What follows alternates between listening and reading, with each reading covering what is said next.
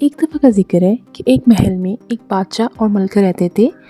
ان کی ایک ہی بیٹی تھی جس کا نام شہزادی اینا تھا۔ وہ اپنی بیٹی سے بہت پیار کرتے تھے۔ شہزادی اینا بہت پیاری اور معصوم تھی۔ اسے جانوروں اور پرندوں سے بہت پیار تھا۔ اس نے کافی قسم کے خوبصورت جانور اور پرندے اپنے محل میں رکھے تھے۔ ان پرندوں میں ایک نیلے رنگ کی چڑیا اسے بہت پیاری تھی۔ وہ ہر وقت اسے اپنے ساتھ رکھتی تھی۔ اس کے ساتھ کھیلنا، باتیں کرنا اسے بہت پسند تھا، اور وہ رات کو سوتے وقت بھی اسے اپنے کمرے میں ہی رکھتی تھی۔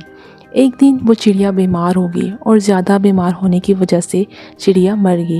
شہزادی چڑیا کی موت پر بہت روئی، اور چڑیا کے مر جانے کے بعد شہزادی بہت افسردہ رہنے لگی۔ اس کے چہرے سے مسکراہٹ تو جیسے غائب ہی ہو گئی۔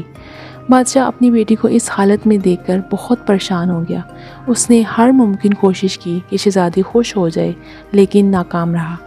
آخر بادشاہ نے آس پاس کے شہروں میں اعلان کروا دیا کہ جو شخص میری بیٹی کو اسائے گا اسے منہ مانگا انعام دوں گا۔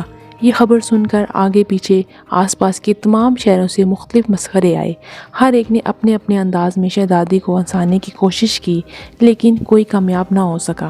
ایسے میں محل کے پاس ایک چھوٹے سے گاؤں میں ایک غریب بڑھیا اور اس کا سادہ سا بیٹا رہتے تھے۔ اس کے بیٹے کا نام امجد تھا، لیکن سب اسے امجو امجو کہہ کر پکارتے تھے۔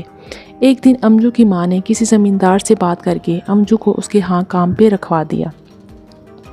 پہلے دن جب امجو کام پر گیا تو ماں نے کہا، بیٹا دل لگا کے کام کرنا اور شام کو مالک جو بھی انعام دے لے آنا۔ امجو جی امی کہہ کر کام پر چلا گیا۔ پہلے دن امجو نے خوب محنت سے کام کیا، مالک کی زمین میں ہل چلایا، اس کے جانوروں کو چارہ ڈالا۔ شام کو اس کے مالک نے اس کے کام کے عوض دیسی گھی ایک برتن میں ڈال کر دے دیا۔ امجو خوشی خوشی گھی کا برتن اپنے سر پر رکھ کر چل پڑا۔ راستے میں کوے اور چیل اڑتے اڑتے امجو کا سارا گھی کھا گئے۔ امجو جب گھر لوٹا تو ماں نے پوچھا، کیا لائے؟ خالی برتن ماں کے سامنے رکھ کے امجو لگتا سارا گھی چیل کوے کھا گئے۔ ماں نے کہا، ہڑے بیوقوف، گھی کا برتن سر پہ کیوں رکھا تھا؟ ہاتھ میں اٹھا کے لاتے۔ اب کل تمہارا مالک کوئی بھی چیز دے اسے ہاتھ میں اٹھا کر لانا۔ اگلے روز امجو پھر کام پہ گیا۔ دن بھر خوب محنت کی، جانوروں کو اس نے چارہ ڈالا، اور جب شام کو مالک نے کام کے عوض اسے میمنے کا بچہ دیا جو بہت پھرتیلا اور تیز تھا۔ اس بار امجو نے ماں کی بات کو دماغ میں لایا اور میمنے کے بچے کو ہاتھ میں پکڑ لیا۔ جب امجو راستے میں پہنچا، تھوڑا تھکا تو میمنے کا بچہ اس کے ہاتھ سے چھوٹ گیا اور بھاگ گیا۔ امجو نے اسے پکڑنے کی کوشش کی، لیکن پکڑ نہ سکا۔ آج بھی وہ خالی ہاتھ گھر لوٹا۔ جب ماں نے پوچھا کہ کیا لائے تو ماں کو ساری بات بتائی۔ ماں نے غصے سے، ارے بدھو، اس طرح کی چیز ہاتھ میں کون اٹھاتا ہے؟ اس کے گلے میں رسی ڈال کے پکڑ کے لاتے۔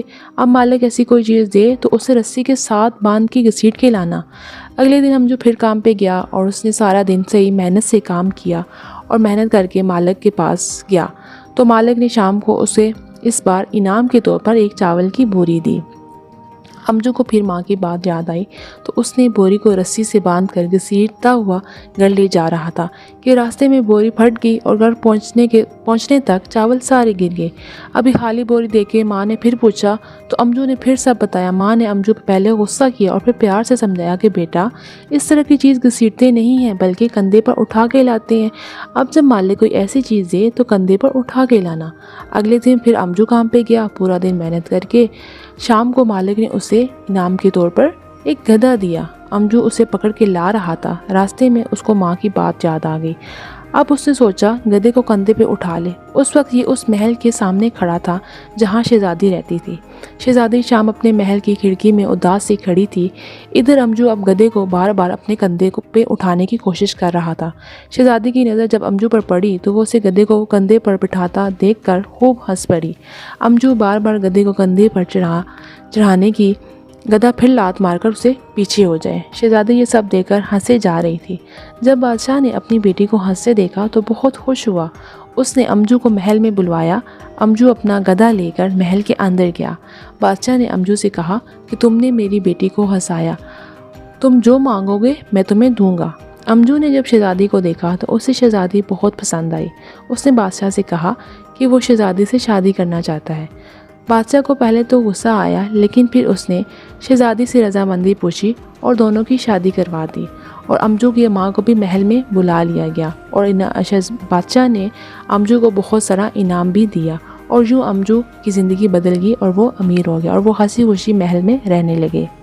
تو دوستو آج کی کہانی آپ کو کیسی لگی؟ امید ہے آپ کو اچھی لگی ہوگی، کیونکہ یہ کہانی کافی دلچسپ اور مزاحیہ بھی تھی۔ تو امید ہے آپ کو اچھی لگی ہوگی۔ اب آپ سے چاہتی ہوں اجازت، اپنا بہت سارا خیال رکھیے گا اور دعاؤں میں یاد رکھیے گا۔ اللہ حافظ۔